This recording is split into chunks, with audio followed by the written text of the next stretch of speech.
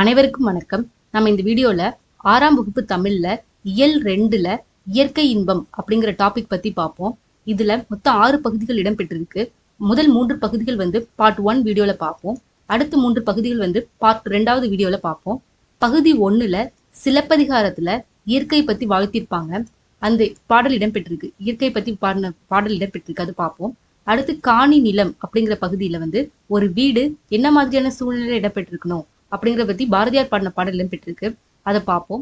அடுத்து சிறகின் ஓசை அப்படிங்கிற உரைநடை பகுதியில பறவைகளுக்கும் சுற்றுச்சூழலுக்கும் என்ன மாதிரியான தொடர்பு இருக்கு அப்படின்னு சொல்லியிருப்பாங்க, அதை பார்ப்போம்.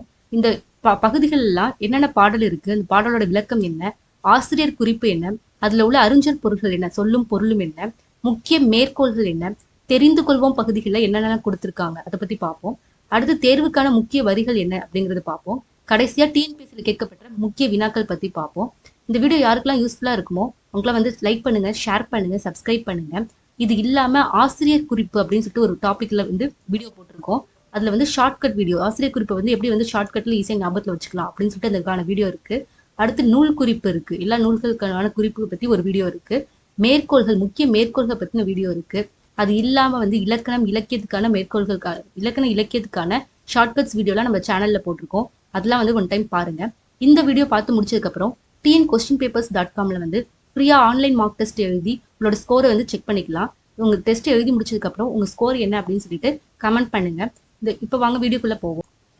இயல் 2 இயற்கை இன்பம். இயற்கை இன்பத்தோட கற்றல் நோக்கங்கள் என்னன்னா, இயற்கையோட சிறப்புகளை பத்தி உணர்த்துறது, இயற்கையை பாதுகாக்கும் வழிமுறைகளை பத்தி உணர்த்துறது, உழவு தொழில் விவசாயம் இருக்கு பாத்தீங்களா, விவசாயத்துக்கு மழை எவ்வளவு முக்கியத்துவம் அப்படிங்கறத பத்தி உணர்த்துறது, மழை இல்லை அப்படின்னா அதனால ஏற்படும் விளைவுகள் என்னென்ன அப்படின்னு சொல்லிட்டு அதை பத்தி உணர்த்துறது, பறவைகளுக்கும் சுற்றுச்சூழலுக்கும் என்ன தொடர்பு இருக்கு அப்படிங்கிறத பத்தி உணர்த்துறது தான் இயற்கை இன்பத்தோட கற்றல் நோக்கங்கள்.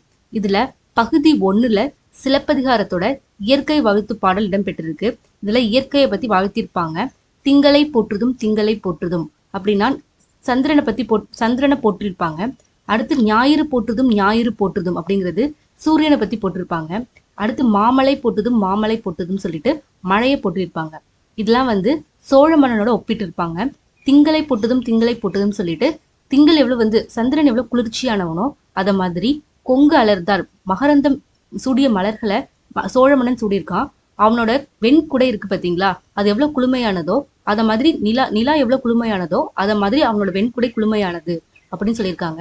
அப்புறம் ஞாயிறு போட்டுதும் ஞாயிறு போட்டுதும் சொல்லிட்டு சூரியன் வந்து எப்படி உலக வந்து பாதுகாக்குதோ அத மாதிரி காவிரி நாடும் திகிரி போல், திகிரினா ஆணை சக்கரம், ஆணை சக்கரம் வந்து பொன்மயமான மேருமலை இமயமலை வந்து வலம் வருது. சூரியன் எப்படி உலக பாதுகாக்குதோ அத மாதிரி அவனோட ஆணை சக்கரம் வந்து பொன்மயமான மேருமலையை வலம் வருது அப்படின்னு சொல்லியிருப்பாங்க. அடுத்து மாமலை போட்டுதும் மாமலை போட்டுதும்னு மழை எப்படி வந்து உலக மக்கள் எல்லாருக்கும் வந்து பொழியுதோ அத மாதிரி நாமநீர் வேலி, கடல்ல இருந்து ஆவியாகி போற மழை போல அவன் அலினா கருணைன்னு அர்த்தம். அவனோட கருணை வந்து உலக மக்களுக்கு மேல் நின்று பாதுகாக்குது அப்படின்னு சொல்லிட்டு இந்த பாடல். ஆசிரியர் இளங்கோவடிகள் தமிழில் முதல் காப்பியம் வந்து சிலப்பதிகாரம். இது வந்து கொஸ்டின்ல கேட்கலாம். முதல் காப்பியம் அப்படிங்கிறது சிலப்பதிகாரம். 5 பெருங்காப்பியங்கள்ல ஒன்று. முத்தமிழ் காப்பியம், குடிமக்கள் காப்பியம் என்று அழைக்கப்படும் நூல் வந்து சிலப்பதிகாரம். சிலப்பதிகாரம் மணிமேகலையும் இரட்டை காப்பியங்கள் என்று அழைக்கப்படுகின்றன. ஸோ எந்த காப்பியம் எந்த இரட்டை காப்பியங்கள் என்று அழைக்கப்படுகின்றன அப்படின்னு சொல்லிட்டு 1 மார்க்ல கேட்கலாம். சிலப்பதிகாரமும் மணிமேகலையும். திங்கள் ஞாயிறு மலை ஆகியவற்றை வாழ்த்தி தொடங்கும் நூல் வந்து சிலப்பதிகாரம். நம்மளோட சேனல்ல ஒவ்வொரு நூல் குறிப்புக்கு மட்டும் தனி வீடியோஸ் போட்டிருக்கோம். அது மாதிரி ஆசிரியர் குறிப்புக்கு மட்டும் தனி வீடியோஸ் போட்டிருக்கோம். இதுல எல்லாத்தோட ஆசிரியர் குறிப்புகளையும் எப்படி எளிதில் படிக்கலாம், எளிமையா படிக்கலாம் அப்படின்னு சொல்லிட்டு அந்த வீடியோஸ்ல போட்டிருக்கோம். ஸோ அந்த வீடியோ ஒன் டைம் பாருங்க. அது மாதிரி நூல் குறிப்பு ஒவ்வொன்றுக்கும் தனியான நூல் குறிப்பு எப்படி ஈஸியா ஞாபகத்துல வச்சுக்கலாம் அப்படின்னு சொல்லிட்டு அதுல ஒரு வீடியோ போட்டிருக்கோம். அதையும் பாத்தீங்க அப்படின்னா உங்களுக்கு நிறைய வந்து இன்ஃபர்மேஷன் கிடைக்கும். டிஎன்பிஎஸ்சி எக்ஸாமுக்கு வந்து யூஸ்ஃபுல்லா இருக்கும். அப்புறம் இதுல வந்து இடம்பெற்றிருக்க சொல், அதுக்கான பொருள் பார்ப்போம். திங்கள் அப்படிங்கிறது நிலவு. கொங்கு அப்படின்னா மகரந்தம், கொங்குனா மகரந்தம். அலர் மலர்தல். திகிரி அப்படிங்கிறது ஆணை சக்கரம். பொற்கோட்டு பொன்மயமான சிகரம், பொற்கோட்டுனா பொன்மயமான சிகரம். மேருமலைனா இமயமலை. நாமநீர்னா அச்சம் தரும் கடல், நாமநீர்ங்கிறது கடல். அலி அப்படின்னா கருணை. முக்கிய மேற்கோள்கள். மேற்கோள்களை வச்சு கண்டிப்பா வந்து ஒன் மார்க்ல நிறைய கொஸ்டின்ஸ் கேட்பாங்க. மேற்கோள்கள் எந்த பாடல் வந்து எந்த நூல்ல இடம்பெற்றிருக்கு அப்படின்னு சொல்லிட்டு மேற்கோளுக்கு மட்டுமே தனியான வீடியோஸ்லாம் போட்டிருக்கோம். ஸோ அந்த வீடியோஸும் ஒன் டைம் பாருங்க. நீங்க வந்து ஷார்ட்கட் வீடியோஸ் நிறைய பார்த்தீங்க அப்படின்னாலே உங்களுக்கு வந்து ஒன் மார்க்ல நிறைய இருக்கும். அது இல்லாம சிக்ஸ்த்துல இருக்கிற ஒவ்வொரு இயல் வாரியாகவும் நம்ம வீடியோஸ் போட்டுட்டு இருக்கோம். அதையும் நீங்க ரிவிஷன் பண்றதுக்கு உங்களுக்கு வந்து ஹெல்ப்ஃபுல்லா இருக்கும். ஸோ இதுல வந்து இடம்பெற்றிருக்க முக்கிய மேற்கோள்கள் அப்படின்னா, திங்களை போற்றுதும் திங்களை போற்றுதும், ஞாயிறு போற்றுதும் ஞாயிறு போற்றுதும், மாமலை பகுதி 2 வந்து காணி நிலம். காணி நிலம் அப்படிங்கிறதுல எப்படி வந்து ஒரு வீடு இருக்கணும், அந்த வீடு வந்து எந்த மாதிரியான சூழ்நிலையில அழகா இருக்கும் அப்படின்னு சொல்லிட்டு பாரதியார் பாடுற பாடல் தான் வந்து காணி நிலம். அதுதான் வந்து அந்த இயற்கையான ஒரு சூழ்நிலையில ஒரு வீடு இருக்கணும் அப்படிங்கிறது தான் இயற்கை இன்பத்தோட 2வது பகுதியில இருக்கு. இதுல வந்து பாரதியார் எழுதின பாடல் தான் வந்து இடம்பெற்று இருக்கு. காணி நிலம் வேண்டும் பராசக்தி, காணி நிலம் வேண்டும், ஒரு காணி நிலம் இருக்கணும், தூணில் அழகியதாய் நன் மாடங்கள் துய்ய நிறத்தினாய். அதுல வந்து தூண்கள்லாம் பாத்தீங்க அப்படின்னா அழகான நிறமறிய மாடங்கள்லாம் இருக்கணும், அழகா இருக்கணும். தூண்கள்லாம் வந்து அழகா இருக்கணும், அதனுடைய மாடங்கள்லாம் வந்து அழகா அமைஞ்சிருக்கணும் அப்படின்னு சொல்லிட்டு அவர் வந்து பராசக்தி வேண்டுற மாதிரி இருக்கு. அப்புறம் காணி நிலத்திலே ஒரு மாளிகை கட்டித்தர வேண்டும். அந்த அந்த காணி நிலத்துல ஒரு வீடு இருக்கணும், அவங்க ஒரு வீடு இருக்கணும், அதுல கேணி இருக்கணும், தென்னை மரக்கீற்றும் இளநீரும் இருக்கணும் அப்படின்னு சொல்லிட்டு அவர் வேண்டுறாரு. தென்னை மரம் அப்படிங்கிறது 1, 2லாம் இருக்கக்கூடாது, 10, 12 தென்னை மரம் பக்கத்திலே இருக்கணும் அப்படின்னு சொல்லிட்டு அது மாதிரி வேண்டுறாரு. அப்புறம் அதுல வந்து நில ஒளி இருக்கணும். நில ஒளி வந்து நைட்ல பாத்தீங்க அப்படின்னா நல்ல முத்து சுடர் போல, நல்ல முத்து சுடர் எப்படி வந்து பிரகாசமா இருக்குமோ அத மாதிரி நில ஒளி இருக்கணும். அங்கு வந்து கத்தும் குயிலோசை சற்றே வந்து காதில் பட வேண்டும். அந்த வந்து தென்னை மரத்துல வந்து குயில் பாடுற ஓசை வந்து அவரோட காதுல படணும் அப்படின்னு சொல்றாரு. அப்ப வந்து சித்தம்னா உள்ளம் வந்து மகிழ்ந்திருக்கணும், நன்றாய் இளம் தென்றல் வர வேண்டும், நல்ல காத்து வரணும் அப்படின்னு சொல்லிட்டு இயற்கையை பத்தி எப்படி ஒரு வீடு வந்து அமையணும் அப்படின்னு சொல்லிட்டு அவர் வேண்டது தான் வந்து இந்த பாடல் இருக்கு. ஒரு வீடு அப்படிங்கிறது நல்ல காத்தோட்டமா இருக்கணும், கேணி இருக்கணும், அதுக்கப்புறம் நல்ல சுத்தமான தூண்கள்லாம் இருக்கணும் அப்படின்னு விரும்புவோம் இல்லையா. அந்த இயற்கையை தான் வந்து அவர் வர்ணிச்சு பாரதியார் பாடல் தான் வந்து இதுல இடம்பெற்றிருக்கு. ஆசிரியர் குறிப்பு வந்து சுப்பிரமணிய பாரதியார், இயற்பெயர் சுப்பிரமணியன், பிறந்த இடம் வந்து எட்டயபுரம், பாரதி என்ற பட்டம் பெற்றவர் சுப்பிரமணியன், தேசிய கவிஞர் என்று அழைக்கப்படுபவர் வந்து பாரதியார், பெண் விடுதலை, சமூக நீதி, தேசபக்தி, இயற்கை ஆகியவற்றுக்கு பாட்டு பாடியிருக்காரு. இவரோட முக்கிய நூல்கள் பாத்தீங்க அப்படின்னா பாஞ்சாலி சபதம், குயில் பாட்டு, கண்ணன் பாட்டு. ஸோ நம்மளோட சேனல்ல கண்டிப்பா வந்து ஆசிரியர் குறிப்புக்கான வீடியோஸ் இருக்கு. ஆசிரியர் குறிப்புக்கு மட்டும் ஷார்ட்கட் வீடியோ இருக்கு. அதுவும் நீங்க படிச்சு ஈஸியா ஞாபகத்துல வச்சுக்கிற மாதிரி ஆசிரியர் குறிப்புக்கு, அப்புறம் நூல் குறிப்பு, மேற்கோள்கள், இது எல்லாத்துக்குமே வந்து தனித்தனி வீடியோஸ் இருக்கு. அது இல்லாம பாத்தீங்க அப்படின்னா இலக்கணம், இலக்கியத்துக்கான வீடியோஸ்லாம் வந்து இருக்கு. ஸோ அதெல்லாம் நீங்க பாத்தீங்க அப்படின்னாலே உங்களுக்கு வந்து ரிவிஷன் பண்றதுக்கு ஈஸியா இருக்கும், ஈஸியா ஞாபகத்துல வச்சுக்கலாம். ரொம்ப ஒரு புக் எடுத்து நீங்க படிச்சீங்க அப்படின்னா உங்களுக்கு வந்து ஈஸியா ஞாபகத்துல வராது. நிறைய விஷயத்த வந்து ஞாபகத்துக்கு வச்சுக்கிறதுக்கு கஷ்டமா இருக்கும். இந்த மாதிரியான ஷார்ட்கட்ஸ் வீடியோலாம் பார்த்தீங்க அப்படின்னா உங்களுக்கு என்ன சொல்ல வராங்க அப்படிங்கிறது வந்து முக்கிய கருத்துக்கள் தெரியும், ஈஸியாக எப்படி ஞாபகத்தில் வச்சுக்கலாம், ஒரு தேர்வுக்கு எப்படி ஈஸியாக நீங்கள் ப்ரிப்பேர் பண்ணலாம் அப்படிங்கிறதும் உங்களுக்காக ஞாபகத்துக்கு வச்சுக்கிறது ஈஸியாக இருக்கும். ஸோ அந்த வீடியோஸ்லாம் ஒன் டைம் பாருங்க. இதில் முக்கிய மேற்கோள்கள் என்னன்னா, காணி நிலம் வேண்டும் அப்படிங்கிறது எங்க இடம்பெற்றிருக்கு அப்படின்னு சொல்லிட்டு கேட்கலாம். யாருடைய பாடல் அப்படின்னு சொல்லிட்டு கேட்கலாம், பாரதியாரோட பாடல். முத்து சுடர் போலே நில ஒளி எப்படி இருக்கணும் அப்படின்னா, முத்து சுடர் போல, முத்து எப்படி பிரகாசிக்குமோ அத மாதிரி நில ஒளி வந்து பிரகாசிக்கணும் அப்படின்னு சொல்லிட்டு அந்த பாடல் வந்து இடம்பெற்ற வரிகள் அப்படின்னு சொல்லிட்டு கேட்கலாம். சித்தம் மகிழ்ந்திடவே நன்றாய் இளம் தென்றல் வர வேண்டும் அப்படின்னு சொல்லிட்டு இந்த 3 வரிகளும் வந்து ரொம்ப இம்பார்ட்டன்ட், அடிக்கடி டிஎன்பிஎஸ்சி கேட்க 1 மார்க். இந்த 3 மேற்கோள்களும் வந்து இடம்பெற்றிருக்க பாடல் வந்து காணி நிலத்தோட ஆசிரியர் வந்து பாரதியார். 3வது பகுதி பாத்தீங்கன்னா சிறகின் ஓசையில வந்து பறவைகள் வந்து பறவைகளுக்கும் சுற்றுச்சூழலுக்கும் என்ன சம்பந்தம் அப்படிங்கறது வந்து 3வது பகுதியில சொல்லியிருப்பாங்க. இதோட மைய கருத்து அப்படின்னா பறவைகளோட வலசை. பறவைகள் வந்து ஒரு இடத்துல இருந்து இன்னொரு இடத்துக்கு வந்து இடம்பெயரும் பாத்தீங்களா, அந்த இடப்பெயர்ச்சி இருக்குங்க, மைக்ரேஷன் அப்படின்னு சொல்லிட்டு சொல்லுவாங்க. அது வந்து வலசை அப்படின்னு சொல்லிட்டு சுத்த தமிழ்ல சொல்லுவாங்க, பறவைகளின் வலசை அப்படின்னு சொல்லிட்டு அதை பற்றி சொல்லியிருப்பாங்க. அப்புறம் சிட்டுக்குருவி வந்து ரொம்ப வந்து அழிஞ்சிட்டு இருக்க ஒரு உயிரினம். ஆனா அதோட சிட்டுக்குருவியோட வாழ்க்கை எப்படி இருக்கு அப்படின்னு சொல்லி நம்ம தெரிஞ்சுக்கணும். அப்புறம் அந்த பறவைகள்லாம் எப்படி பாதுகாக்கணும், அது வந்து நம்மளோட வாழ்வாதாரத்திற்கு எப்படி வந்து உதவியா இருக்கு அப்படிங்கிறத விளக்குற உரைநடை பகுதி தான் வந்து சிறகின் ஓசை. வலசைங்கிறது மைக்ரேஷன், இடம்பெயர்றது பாத்தீங்களா, ஒரு இடத்துல இருந்து இன்னொரு இடத்துக்கு பெயர்றது தான் வந்து பறவைகளோட இடம்பெயர்ப்புக்கு பேர் தான் வலசை அப்படின்னு சொல்லுவாங்க, மைக்ரேஷன். அதுக்கு என்ன காரணம் அப்படின்னா, இடம்பெயருது அப்படின்னாலே அது வந்து உணவு தேட போகுது அப்படின்னு அர்த்தம். உணவு தேடுறதுக்கு காரணமா இருக்கலாம், இருப்பிடம் காரணமா இருக்கலாம், தட்பவெட்ப நிலை மாற்றமா இருக்கலாம், அடுத்து இனப்பெருக்கத்துக்கு ஒரு வழிவகையா இருக்கலாம். இது எல்லாமே வந்து அதோட வலசைக்கு வந்து காரணமா இருக்கு. வலசை போது என்னென்ன மாற்றங்கள் ஏற்படும் அப்படின்னா, தலையில் சிறகு வளருதல். இப்ப நம்மளே வந்து ரொம்ப டிராவல் பண்றோம் அப்படின்னா நமக்கு வந்து பாத்தீங்க அப்படின்னா நம்ம வந்து ஹேர் கட்லாம் பண்ண மாட்டோம்.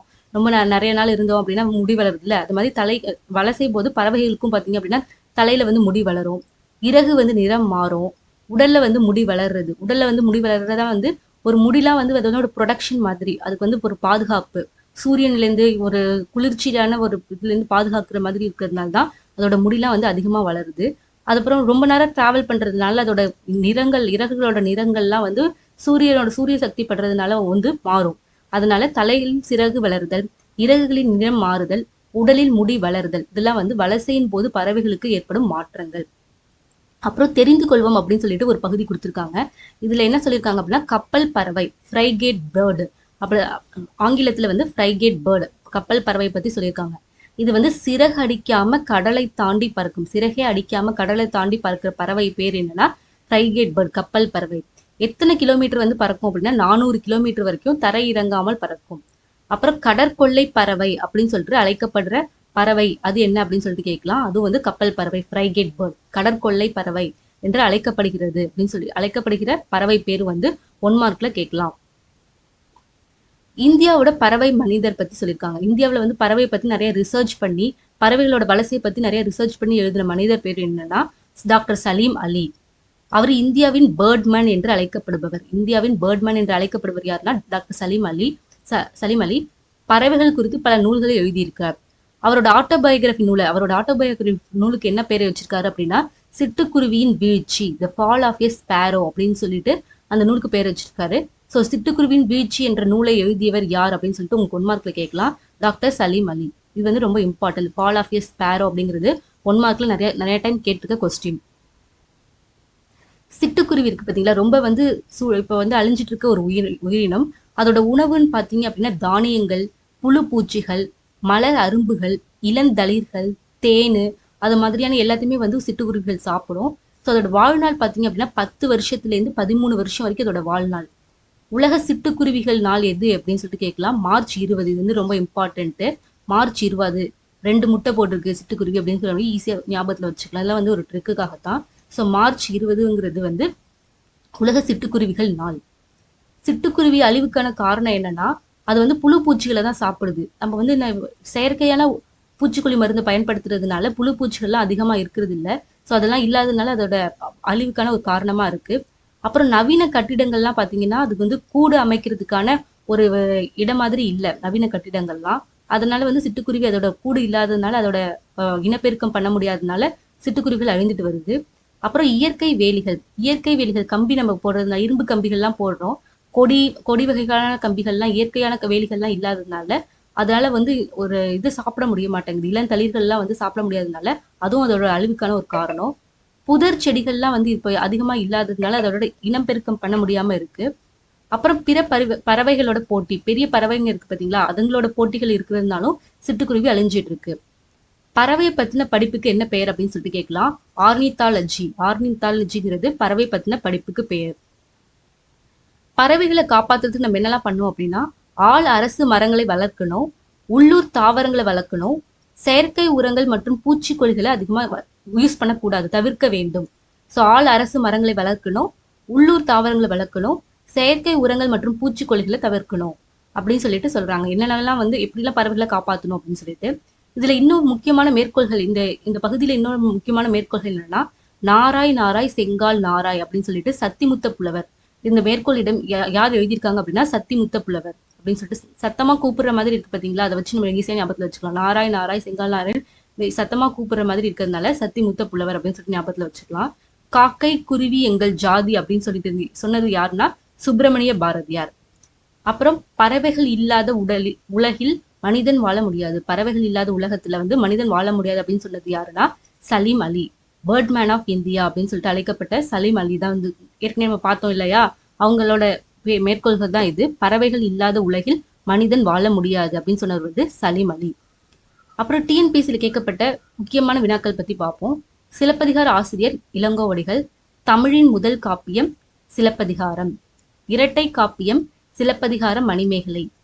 திங்கள் என்பதன் பொருள் நிலவு, திகிரி என்பதன் பொருள் ஆணை சக்கரம், மேரு என்பதன் பொருள் இமயமலை, அலி என்பதன் பொருள் கருணை, கொங்கு என்பதன் பொருள் மகரந்தம், பாரதியாருடைய இயற்பெயர் சுப்பிரமணியன், பாரதி பட்டம் வழங்கியவர் எட்டயபுர மன்னர். காணி என்பதன் பொருள் நில அளவு. காணி அப்படிங்கிறது வந்து மெஷர்மெண்ட், ஒரு நிலத்தை அளக்கிற வந்து ஒரு மெஷர்மெண்ட் தான் வந்து காணிலம். கொஞ்ச நிலம், அது வந்து ஒரு வகையான மெஷர்மெண்ட் தான், நில அளவு. சித்தம் என்பதன் பொருள் வந்து உள்ளம். கேணி என்பதன் பொருள் வந்து கிணறு. மாடங்கள் என்பதன் பொருள் வந்து அடுக்குகள். மாடங்கள்னா அடுக்கடுக்கா இருக்கிறது தான் வந்து மாடங்கள். காணி நிலம் பாடியவர் வந்து பாரதியார். பறவைகள் இடம்பெறுவது என்னன்னா, இடம்பெறுவது பேர் என்னன்னா வலசை. இடம்பெறுவது பேர் வந்து வலசை, மைக்ரேஷன் அப்படின்னு கொடுத்திருப்பாங்க. வலசை. வலசைக்கான முக்கிய காரணம் வந்து உணவு, அப்புறம் இருப்பிடம். இதுல வந்து உங்களுக்கு என்னென்ன ஆப்ஷன்ஸ் கொடுத்துருக்காங்க படிச்சு பாருங்க.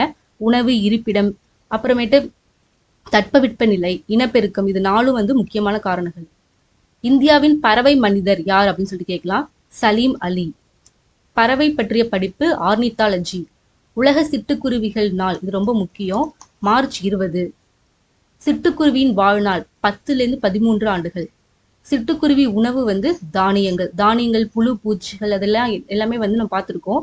எது வந்து ஆப்ஷன்ஸ்ல இருக்கோ அதை நீங்க பாருங்க. தானியங்கள், புழு பூச்சிகள், இளந்தளிர்கள், அப்புறமேட்டு மகரந்தம், இது எல்லாமே வந்து சிட்டுக்குருவியோட உணவுகள் தான்.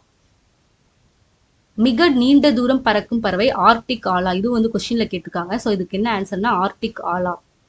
கப்பல் பறவையின் ஆங்கில பெயர். கப்பல் பறவை நம்ம படிச்சிருப்போம் தமிழ்ல, அதோட ஆங்கில பெயர் என்ன அப்படின்னு சொல்லிட்டு கேட்கலாம். Frigate bird. 400 கிலோமீட்டர் வரை தரையிறங்காமல் பறக்கும் பறவை வந்து கப்பல் பறவை. சிட்டுக்குருவி அழிவுக்கான காரணம் பூச்சிக்கொல்லி மருந்துகள். பூச்சிக்கொல்லி மருந்துகள், அப்புறம் 2-3 காரணம் பார்த்துருக்கோம். அதெல்லாம் வந்து பெரிய பறவைகளோட இது, அப்புறம் வந்து செயற்கை வேலிகளை பயன்படுத்துறது, இது எல்லாமே வந்து சிட்டுக்குருவிக்கான அழிவுகளுக்கான காரணம்.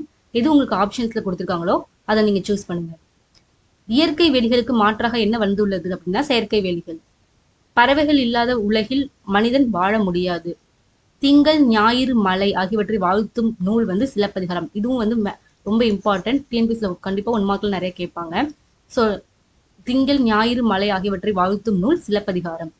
முத்தமிழ் காப்பியம் சிலப்பதிகாரம். குடிமக்கள் காப்பியம் சிலப்பதிகாரம்.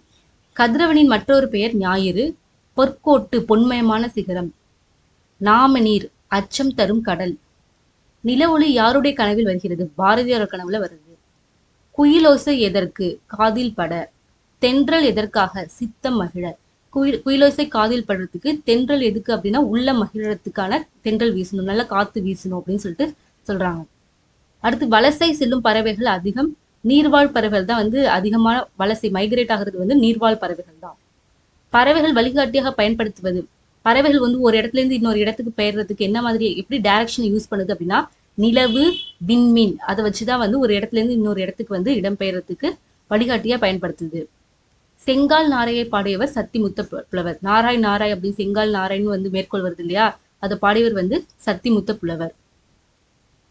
பறவைகள் வலசை வருவதை குறிப்பிட்ட இலக்கியம் வந்து நாராய் பாடல். நாராய் பாடல் வந்து பறவைகள் வலசை வருவதை குறிப்பிட்டிருக்கு.